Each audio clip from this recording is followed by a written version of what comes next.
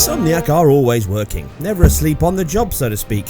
Starting life and nearly ending all in a single game on the PS1, they have a long heritage of titles, which has included exclusive titles such as Spyro the Dragon, Ratchet and Clank series across PS1 to 4, Resistance on the PS3, all wrapped up with Sony.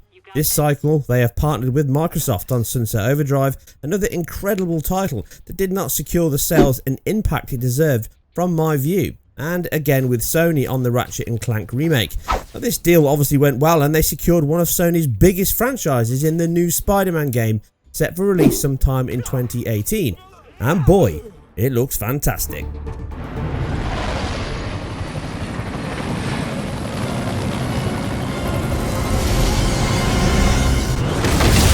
On a positive note from E3, it seems many companies have finally learned on something I have complained about for far too long, and that is showing games too soon. It may just be the very first year where 90% of titles shown will launch within the following year, something I commend highly and hope to continue. Hype trains always run out of steam at some point. Now, Peter Parker is always good for the crowds and the cash, with it looking to be in very safe hands indeed from Insomniac after its full gameplay reveal last week. Out of the gate, we can see some big changes to models, textures and design from the get-go, and the first look we got from the Pro reveal event. Now aside the lighting changes then, which added a more subdued look, but aside that, the suit material is now less of a cross-stitch weave, almost snake-like in texture, to a more rubber latex horizontal pattern across the suit. The spider logo is much narrower than the reveal, resembling the Venom logo in fact. Now this may also point to the fact this is not tied to the new movie, as this still sports the same black on red smaller logo, akin to the original comics. The eyes, head and rest of the suit layout is much closer and still looks great, complete with the folds around the neck and line to show the headpiece can still be slipped off. Well, with the 4K footage released by Sony from the event, we can take our first look at the resolution in the Pro here, with them expanding and building on their own engine that carried them through both current gen third-party titles, and again used the same temporal injection post solution to achieve its target of 2160p. Now this is a similar method in concept to checkerboarding and was used to great effect in Ratchet and Clank on the Pro, offering up an equally clean solution on a 4K TV, all downsampled with less visible artifacting in movement. Now impressive results from the upgrade here and again in Spider-Man, as the quality and bitrate of these videos is not the highest. It does actually make pixel counting much harder, along with picking out noise and artifacts that could come from the encode or the game itself. That said, I'm under the impression the game has a base resolution of 1440p, and it may use a dynamic solution to keep performance higher and scale above this, or it uses the TI method to achieve its final 2160 output, or maybe even both. Now this could work by calculating every third pixel along the axis using surrounding interpolation, and would explain the cleaner results for a higher workload than some other CV options we have seen. Something backed up by the half resolution depth of field pass that is abundant in the demo. But the results are clear to see, and it also works wonders on the visual quality, looking great even at this low bitrate on a 4K TV. And in the final release in the flesh, it will only increase further from what we see here. Spider-Man! Tell the boss is here! Now I must stress that this is my view on methods being used looking at the footage, and not fact at all from the team. So instead, or unless they reveal the TI methods, it will remain a pretty mystery. Also take into account this is early, sliced footage from a game still well deep into development, so all these numbers and everything else could change. But resolution is not the most important part, it is how you utilise those pixels. Now we see a wealth of additions in the game to improve the image. Screen space reflections are in and help to enhance the action, scenery and such are all reflected in them.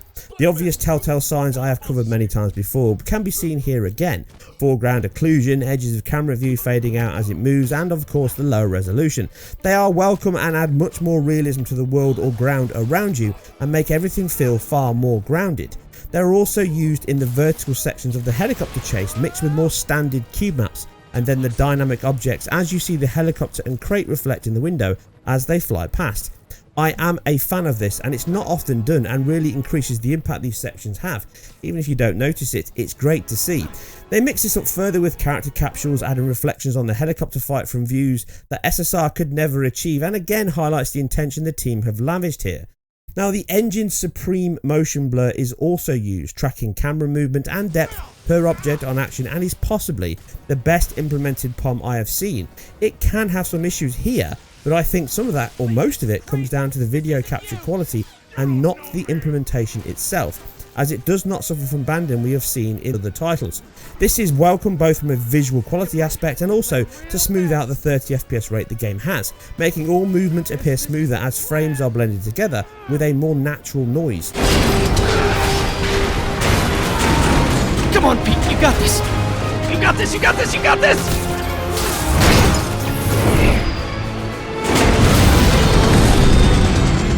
Yes, I may be showing that I'm a fan of this, but it has much more than this in its backpack. Bloom helps sell the light or bright New York skyline with screen haze. Depth of field is used almost everywhere to centre your view on important parts, adding focus and hexagon bokeh shapes. In some of the scripted cutscenes, it's always a welcome touch.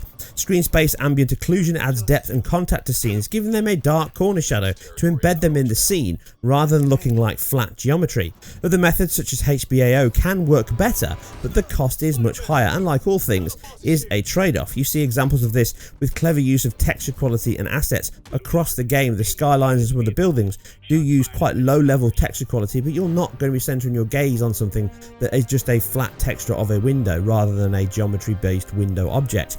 Which brings us to the material shaders in the game. Adopting PBR methods in previous titles, the engine already has a leg up on that, as do the team on that score, with the Spidey suit highlighting the technique very well indeed, albeit a hyper-real one. It does look like a rubber suit, with specular tones, great use of Fresnel lighting bounce, but like all objects has a strong diffuse base, showing off the texture and material properties.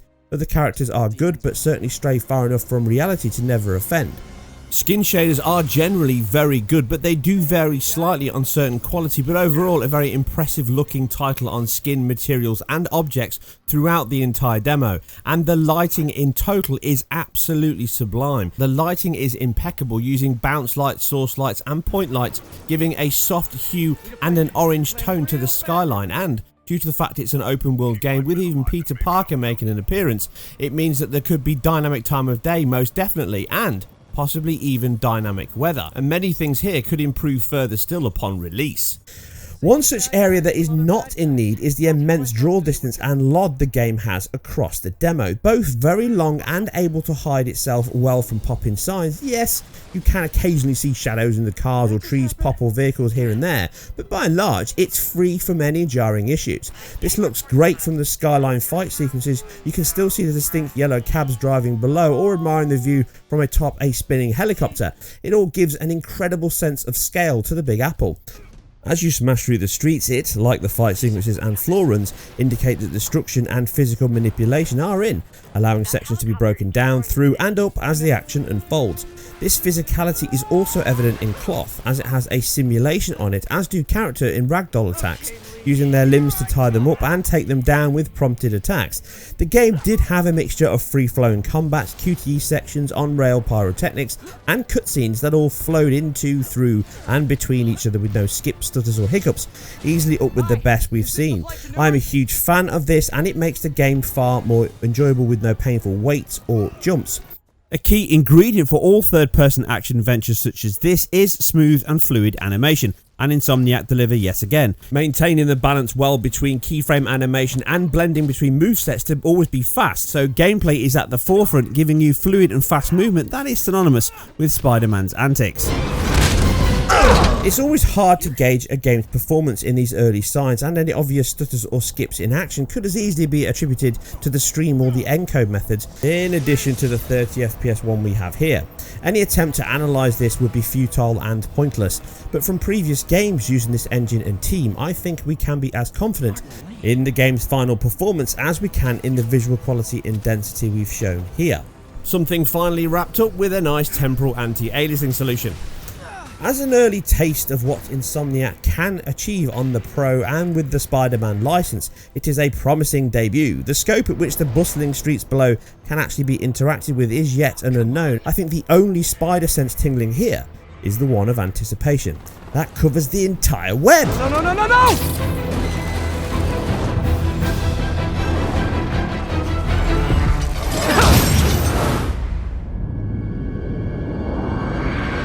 And that's it for now. Spider-Man is out and so am I. If you enjoyed this, then please leave a like and possibly a subscribe below. Give it a thumbs up if you did. And if you like what I do, maybe to think about supporting me on Patreon and or follow me on Twitter. And I'll catch you on the next one.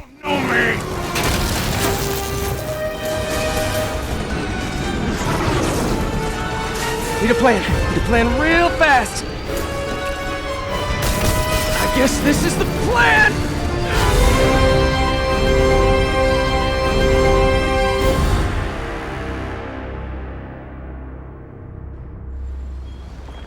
It's over. Come on, dude, let's go. Miles!